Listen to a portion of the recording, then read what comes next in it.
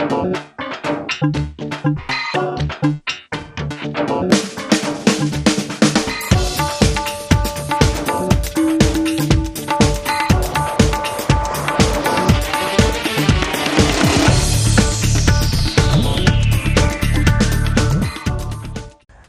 आप देख रहे हैं IND24 और मैं हूं आपके साथ सुनील विश्वकर्मा। आप सभी का स्वागत है हमारी इस खास पेशकश में जिसका नाम है जीना इसी का नाम है। जीना इसी का नाम है एक ऐसा कार्यक्रम जिसमें हम बात करते हैं हमारे बेहतर कल के लिए हमें आज से ही क्या प्रयास करने चाहिए। आगे बढ़ना है तो मोटिवेशन चाहिए तो हमें एक ऐसे व्यक्ति से, ऐसे शख्सियत से मिलना होगा जो हमें हमारी समस्याओं को दूर करने के साथ ही आगे का मार्ग प्रशस्त करे कि आखिर हमें भविष्य में करना क्या है। मोटिवेशन की हमें ज़रूरत रहेगी और मोटिवेशन किससे मिलेगा? मोटिवेशन मिलेगा हमें डॉक्टर और motivational speaker doctor Rajesh Sharma ji से। सर, आपका बहुत स्वागत है IND24 में। जय हो सुनील भैया और जय हो दर्शकों का, IND24 के दर्शकों का बहुत बहुत जय हो आपका। सर, आज बात हम करने वाले हैं शिक्षा और समस्या की। कोविड की जो समस्या रही, कोविड पैंडेमिक जो रहा, उसके बाद हमने देखा कि पूरा एक जो तरीका है वर्चुअल वर्ल्ड बन चुका है। शिक्षा की खास तौर पर बात कर ली जाए तो बच्चे अब 12 से 13 घंटे मोबाइल फ़ोन में व्यस्त रहने लगे हैं और सरकार की बात करें तो सरकार का भी यही मानना है कि जब तक आप घर से बाहर नहीं आ रहे तब तक कम से कम ऑनलाइन स्टडी आप करें। लेकिन इसके साथ कई ऐसे दोष भी हैं जो सामने आ रहे हैं। थोड़ा इस पर सर पहले प्रकाश डालिए। सुनील, आज का विषय जो है ये तो बड़ा ज्वलंत विषय है और बहुत ही संवेदनशील विषय भी है, क्योंकि एक तो कोविड जी और कोविड की वजह से जो है समाज में व्यक्तिगत रूप से, व्यावसायिक रूप से और आर्थिक रूप से हर क्षेत्र में जो है जो बदलाव आए हैं, जो परिवर्तन आए हैं और बहुत ज़्यादा पूरा विश्व जो है उसमें पूरा जो है एक प्रकार से बहुत नीचे चला गया, ऐसा हम बात कर सकते हैं। जहाँ तक इकोनॉमी की बात है, बहुत 22-23% नीचे इकोनॉमी का जाना और कई व्यवसाय बंद हो गए, कई लोगों ने मतलब बहुत सी चीज़ें। तो अगर हम बात करते हैं, एक तो कोविड बीमारी से होने वाले एक शरीर में जो लक्षण हैं उनकी परेशानी, प्लस इसके संक्रमण के कारण जो है पूरे समाज को, पूरे विश्व को जो है एक तरीका निकालना पड़ा, अडॉप्ट करना पड़ा। जैसे बोलते हैं कि आवश्यकता आविष्कार की जननी है, ऐसा बोला जाता है, क्योंकि सारे के सारे कार्यालय बंद हो गए, ऑफिस बंद हो गए, तो लोगों ने फिर ये तरीका निकाला कि अब कैसे करें। तो वर्क फ्रॉम होम की जो शुरुआत हुई जी, और इसमें इंटरनेट की इस इजाद ने बहुत बड़ी भूमिका निभाई है। जिस तरीके से हम देख रहे हैं कि हमारी जो पीढ़ी है सुनील, जो अभी जो यंग पीढ़ी है वो तो हाथ में मोबाइल लेके ही पैदा होती है। लेकिन हमने वो दिन भी देखा है कि घर में टेलीफोन तक हुआ नहीं करते थे, टेलीफोन भी नहीं होते थे। मैं जब पढ़ने आया 81 में मेडिकल कॉलेज में भोपाल में, तो माता पिता जो है वो अंतर्देशीय पत्र और पोस्ट कार्ड से ही जो है हमारा संवाद हुआ करता था जी। मुझे मालूम है कि चिट्ठियाँ लिखते थे हम जो है, तो अंतर्देशीय पत्र 15 पैसे का आता था, आसमानी कलर का, उसको पूरा भर देना और अपने मन के भावों को उसमें आगे पीछे उल्टा सीधा सब जगह लिखना। और 1 महीने में 2 महीने में कोई चिट्ठियाँ आती थी। पिक्चरों में हम देखते हैं कि सैनिक बेचारे वहाँ पड़े रहते हैं और किस बेसब्री से इस संदेश का इंतज़ार हुआ करता था। उसके गाने भी कई बने हुए हैं।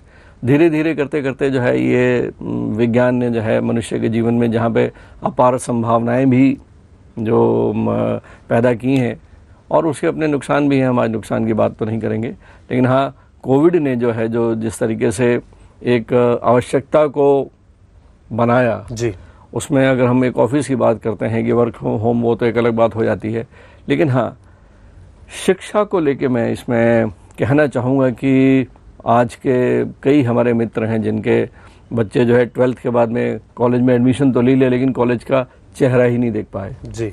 एक बच्चा जो स्कूल से कॉलेज में जाता है तो मुझे पता है कि उसके व्यक्तित्व के लिए कितना आवश्यक है एक फिजिकली उस संस्थान में जाना जी। ठीक है, चाहे हम विद्यालय की बात भी करते हैं यदि, तो विद्यालय में जाके जो है, क्योंकि बच्चा जो पहली में जा रहा है, दूसरी में जा रहा है, तीसरी में जा रहा है, तो वो केवल एक एकेडमिक शिक्षा ही लेने नहीं जाता है।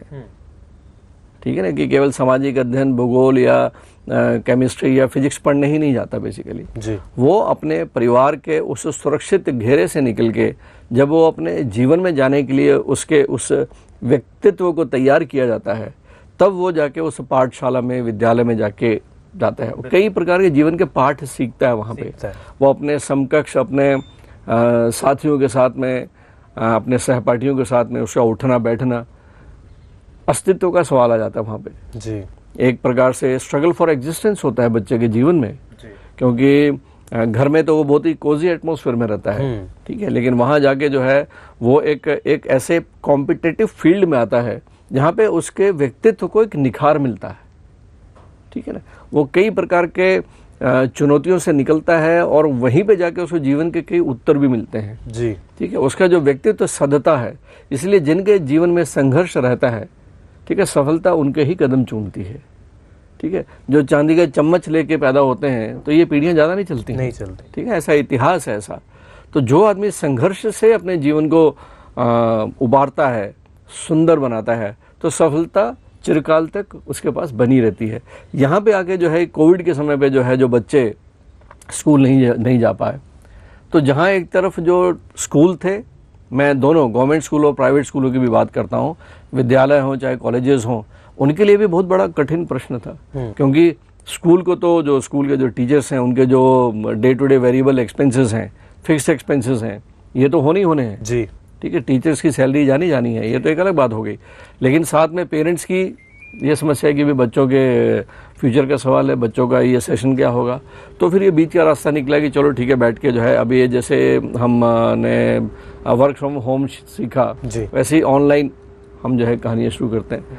तो कोविड के समय में कोविड, शिक्षा और समस्या, धीरे धीरे जो चीज़ें शुरू हुई, तो सबसे पहले जो है कोई भी एक नए पद्धति को, एक नए रास्ते को एडॉप्ट करना आसान नहीं होता है सुनील जी, ठीक है, किसी के लिए भी, एक परिवार के लिए भी, समाज के लिए भी। तो अब जब आया कि बच्चों को जो है उनका सेशन भी ख़राब ना हो, बच्चों का साल भी ख़राब ना जाए, तो ये चीज़ें शुरू हुई कि चलो ऑनलाइन शुरू करते हैं पढ़ाई, ऑनलाइन सेशन देना शुरू करते हैं।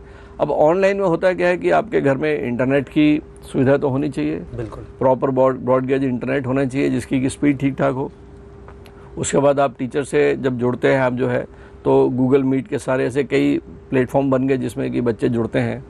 लेकिन इसमें अगर देखा जाए तो बच्चा एक कमरे में बैठा हुआ है, ठीक है, उसका जो पहले का जो रूप था कि बच्चा जो है फिजिकली बोर्ड रूम में सामने बैठा है, फिजिकली टीचर उसको पढ़ा रहे हैं, फिजिकली वो ब्लैक बोर्ड है, पूरी कक्षा का एक माहौल है जो सूक्ष्म रूप से जो है बहुत ज़्यादा प्रभावकारी होता है, ठीक है। बच्चे के अंदर जितना ज्ञान अंदर जा रहा है उसमें उस पूरे परिस्थितियों का बहुत बड़ा एक योगदान होता है। बिल्कुल सर, बहुत बड़ा योगदान होता है। मैं सर माफ़ी के साथ रोकना चाहूँगा आपको, लेकिन साथ ही साथ सर यदि हम बात कर लेते हैं, कोविड के दौरान हमने देखा कि आज के दौर में तेज़ रफ्तार इंटरनेट चाहिए, कमरा चाहिए ताकि बच्चे बैठ के पढ़ाई कर सकें, अपनी बात कन्वे कर सकें टीचर से। लेकिन सर इसी काल में पहले और दूसरे में हमने देखा कि कई ऐसे मजदूर हैं जो कि घर जा रहे हैं, जिनके पास 2 वक्त की रोटी नहीं रहती, 2 जून की रोटी खाने के लिए पैसे नहीं रहते। अब सर ऐसे में वो लोग अपनी आर्थिक समस्या सुधारेंगे या बच्चों को पढ़ाएंगे?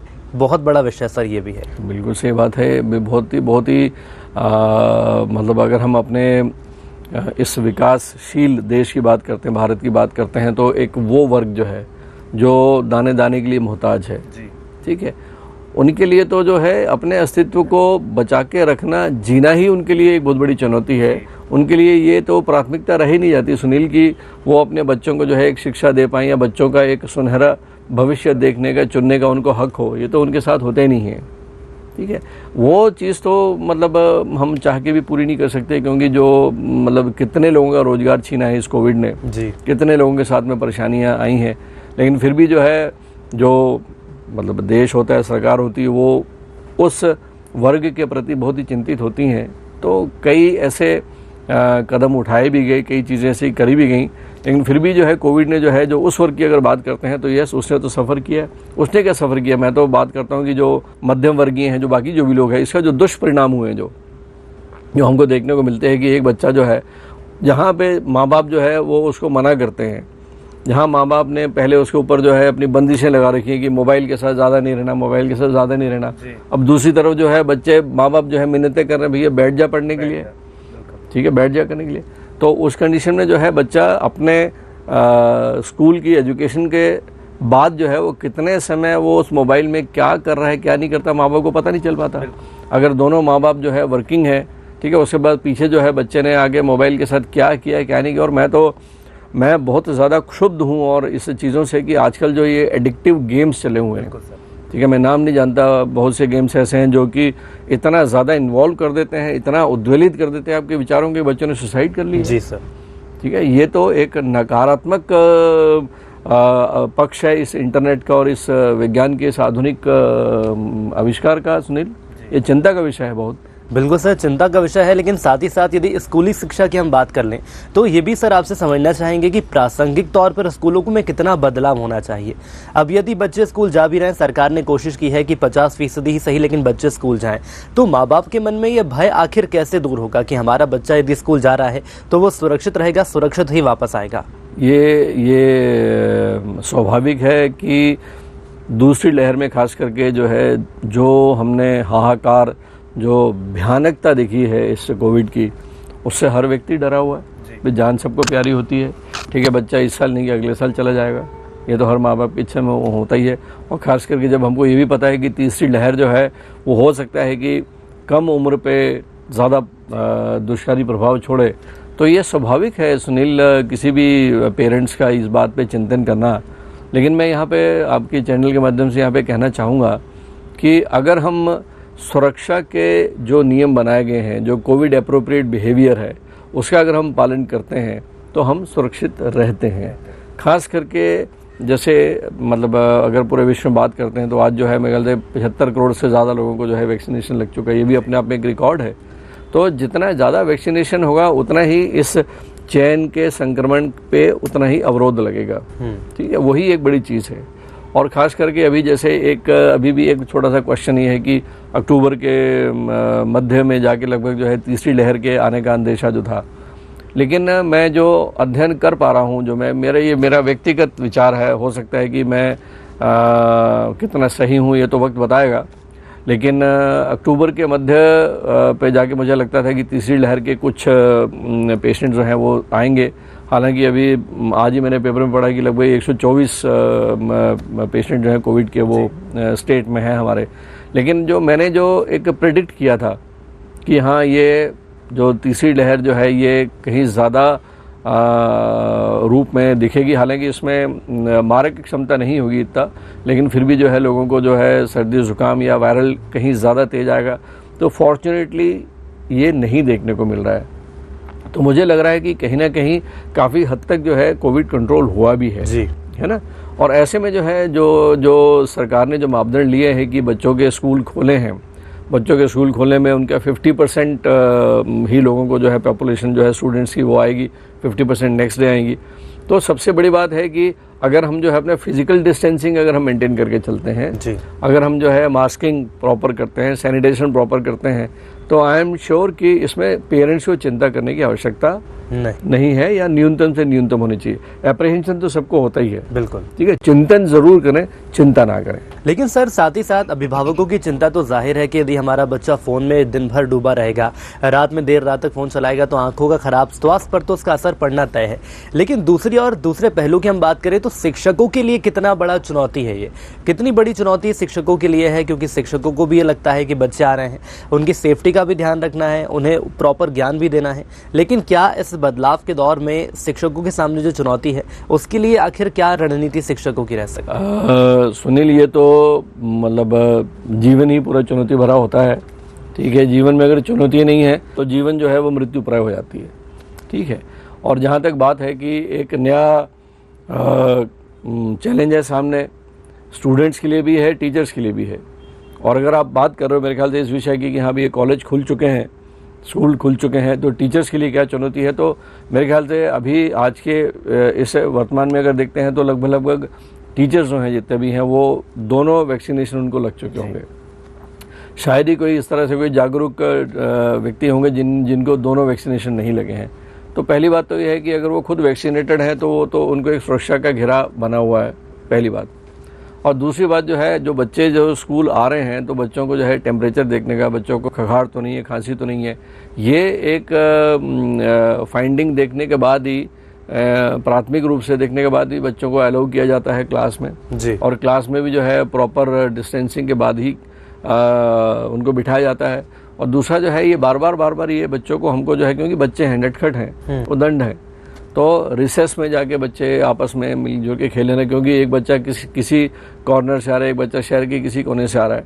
तो हमको थोड़ा सा जो है, जो स्कूल है वो ये भी प्रयास करें कि उनके पेरेंट्स के साथ में ये एक संवाद बना के रखें कि उनके घर में कोई तबीयत खराब तो नहीं है जी। अगर किसी की बच्चों के माध्यम से भी, कि अगर किसी बच्चे के फैमिली में अगर किसी को सर्दी जुकाम बुखार आया हुआ है तो वो पेरेंट्स जो है वो बच्चे को मना करें, ठीक है, बच्चे को ना भेजें करके। ये एक जो स्टेप है, ये मेरे ख्याल से स्कूल की जवाबदारी है कि बच्चे जो आ रहे हैं उनके फैमिली में भी हेल्थ का कोई इशू ना है, ये ज़रूर देखें। तो स्कूल प्रबंधन की भी बड़ी जिम्मेदारी देखने को मिलती है। सर, इसके बाद एक सवाल ऐसा आता है जो कि हर एक अभिभावक इसका जवाब जानना चाहता है, वो ये है सर कि बच्चों को मोबाइल की लत से हम दूर कैसे रखें। कोविड के पहले की बात करें तो बच्चे गेम्स में व्यस्त रहते थे, कोविड के बाद की बात कर लें तो पढ़ाई के लिए उन्हें अब खुद जाकर अभिभावक जो है कि मोबाइल देते हैं। लेकिन इन दोनों चुनौतियों या दोनों स्तरों को हम मिलाते हैं तो आखिर बच्चे मोबाइल से कैसे दूर रहें सर? ये तो मजबूरी हो गई कि वक्त तो आपको देना ही पड़ेगा मोबाइल को। सुनील, मुझे ये कहने में बिल्कुल झिझक नहीं होगी कि छोटा बच्चा जो है अगर वो मोबाइल का ज़िद पकड़ता है तो उसमें 99% दोष जो है वो पेरेंट्स का होता है। 99%। एक बच्चा है, 3 साल का बच्चा है, 4 साल का बच्चा ज़िद करता है, बच्चा चिल्लाता है, उसकी माँ जो है उसकी ज़िद पे अपना समय ख़राब नहीं करना चाहती क्योंकि वो टीवी के किसी सीरियल पे बैठी हुई है, ठीक है, या फिर वो अपनी किटी के साथ बिजी है, ठीक है। तो उस बच्चे को जो है शॉर्टकट में जो है चल ये मोबाइल लेके, अरे हम आदत तो हम ही डाल रहे हैं ना जी। आप देखोगे आप जो है, ठीक है, कि दोनों माँ बाप जो है वो सर्विस क्लास के हैं, समय नहीं है, ठीक है, कहीं ना कहीं सबकॉन्शियस माइंड में अपने आप को गिल्ट से भरे हुए हैं वो। सुनील भैया, ये बहुत ही मैं संवेदनशील बात बोल रहा हूँ, हो सकता है कि कई पेरेंट्स को जो है वो मेरे प्रति थोड़ी नाराज़गी भी मतलब हो, ठीक है, लेकिन होता है ये कि जब दोनों माँ बाप जो हैं वो जब कहीं जॉब में होते हैं और उनका बच्चा जो है या तो किसी घर में किसी मेड के सहारे रहता है या उसको हम क्रच में डाल देते हैं, तो ये बट नेचुरल है कि बच्चों को, उन माँ बाप को जब भी समय मिलता है तो वो अपने बच्चे को जो है अपनी एब्सेंस का प्यार जो है वो प्यार दुलार के रूप में जो है एक एक्स्ट्रा केवल अपने आप को सेटिस्फाई करने के लिए जी, क्योंकि अपना गिल्ट है उनके अंदर में, सबकॉन्शियसली उनको अपने में कहीं कमी लगती है, उसको पूरा करने के लिए वो बच्चे को जो है ओवरलोड करते हैं प्यार की, उसकी हर जिद को पूरा करते हैं। और ऐसे में जो है वो तो बच्चा है, वो तो बहुत ही बच्चे जो है बड़े फास्ट लर्नर होते हैं, वो इमीडिएटली सीख जाते हैं कि बॉस की जो है ये मैंने थोड़ी सी जिद की और मेरी हर जिद पूरी की जा रही है, तो धीरे धीरे वो अडॉप्ट कर लेता है, उसकी आदत हो जाती है। तो दोष तो वहीं से शुरू होता है। हम थोड़ा सा समय बिताएं बच्चे के साथ में भी, हर आदमी को जो है वो कार्य करना पसंद है जो उसे आनंद देता हो जी, ठीक है। तो बच्चे को जो है आप जो है वो अपने मोबाइल की जिद ना दें, और खास करके मोबाइल भी है तो उसमें ऐसे अननेसेसरी के ऐप डाउनलोड करने की ज़रूरत नहीं है जो बच्चे को देख के बच्चे को जो है वो प्रभावित करें। कार्टून के जितने भी है, क्या आवश्यकता है आपको जो है आप अपने वो बच्चे को जो है वो वाला मोबाइल दो जिसमें दुनिया भर के ऐप हैं। अगर आपके पास वो ऐप ही नहीं है बच्चों के प्रति, जो है बच्चा देखेगा उसके बाद उठा के आप उसको दूसरा खिलौना दे रहे हो खेलने का, दुनिया भर के खिलौने खेलने के। और सर यदि पहले की मैं बात कर लूँ तो पहले मोबाइल थे भी नहीं, जो पेरेंटिंग रही है उस पर अब जाकर सवाल खड़े हो रहे हैं, कैसे सुधारें सर इस चीज़ को? पेरेंटिंग पर सवाल खड़े होना लाजमी है। आप दिन भर से थक के आते हो, आपका बच्चा जिद करता है, आप मोबाइल दे देते हो। संतुलन एक जो है सुनील, एक शब्द है जिसको हम लोग गीता में भी लिखा हुआ है, हमारे वेदों में भी लिखा हुआ है कि संतुलित जीवन जो है, विचारों का संतुलन है, आपके आचार विचार आहार व्यवहार, इन सब का जो है संतुलन बहुत आवश्यकता है। किसी चीज़ की कमी और किसी चीज़ की अधिकता, ये दोनों जो है ये नुकसानदायक होती है, ठीक है। तो मैं ये नहीं कहता कि हर आदमी को अपनी तरक्की करने का अधिकार मिला हुआ है, हमें जो है अपना जीवन सुरक्षित करना है, आर्थिक रूप से भी करना है। दोनों पेरेंट्स कमाएंगे, आज कमाते ही कमाते हैं। बच्चियां जो हैं एजुकेशन लेती हैं, एजुकेशन के बाद में घर बैठना पसंद नहीं करती हैं, अपने पैरों पे खड़ा होना चाहती हैं, अच्छी बात है, बहुत अच्छी बात है।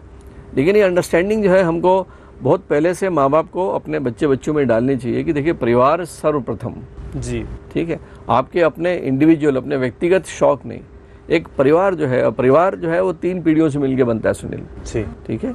एक बीच वाली पीढ़ी होती है जो गृहस्थ आश्रम में है, एक उनके माँ बाप होते हैं और एक उनके बच्चे जो बड़े हो रहे होते हैं जी। तो ये समन्वय जो है ये हमको अपने कुल में अपने परिवारों में लाना ही पड़ेगा, क्योंकि अल्टीमेटली अगर परिवार सुखी है, ठीक है, उस घर में ही लक्ष्मी आती है, उस घर में ही शांति आएगी।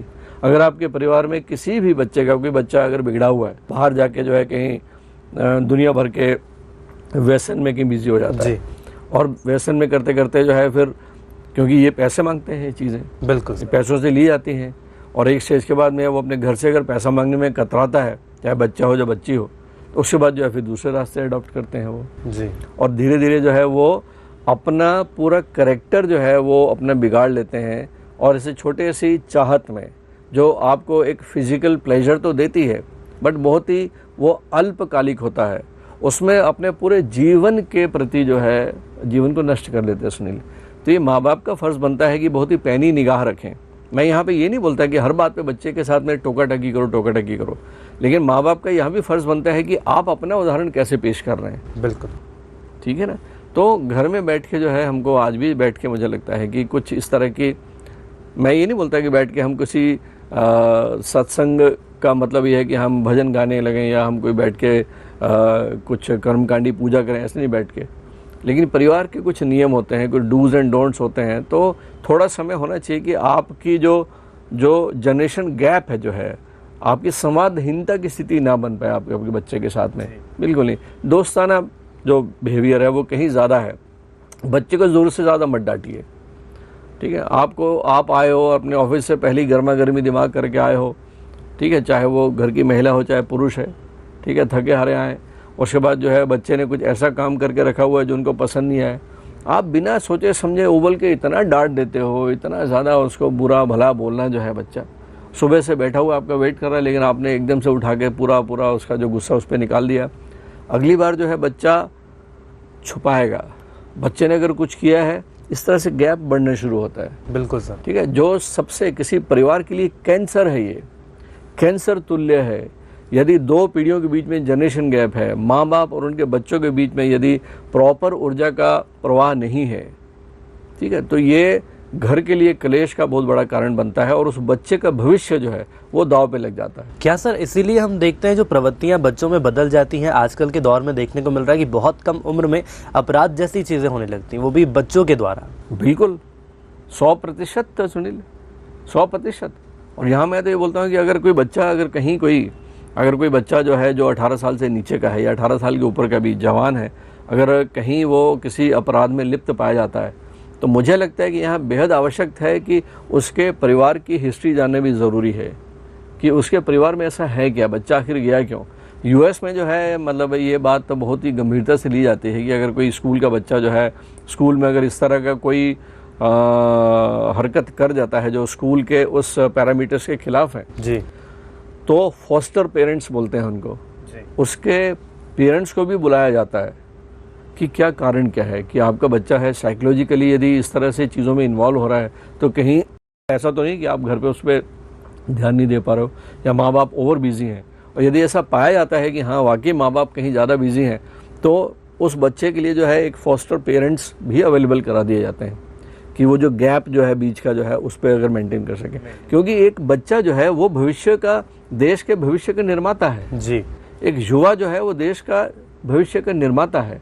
अगर हमारे युवा पीढ़ी ही अगर हमारी जो है वो कहीं कंगालित हो जाती है या उसमें जड़ों में कहीं दीमक लग जाता है, तो आप सोच सकते हो कि आज से, और ख़ास करके अब तो भारत की बात करते हैं जहाँ पे 65% आबादी 35 साल के नीचे की है और 25 साल के बच्चे 50% हैं। तो ये सुनील जो है ये बहुत ही एक बड़ा ही गंभीर मुद्दा है ये कि इस पौध को, इस जनरेशन को जो है हम कैसे संस्कारित करें। और उसमें मुझे लगता है कि माँ बाप के साथ साथ में सारे का पूरा समाज ही पूरा दोषी है, पूरा समाज, चाहे वो स्कूल टीचर्स हों, चाहे वो हमारे घर के पेरेंट्स हों, चाहे दोस्त हों, चाहे गुरुजन हो, चाहे सिस्टम हो, सारा का सारा जो है उसके लिए कहीं ना कहीं वो स्टेक होल्डर है। बहुत बड़ी और सर अमूल्य सलाह आपने दी है। आज के अभिभावकों की यदि मैं बात कर लूँ आज के दौर की, तो ऊर्जा का संचार परस्पर बना रहना चाहिए, साथ ही साथ ये भी ध्यान रखना चाहिए कि जो गैप है दो पीढ़ियों के बीच वो ना आए।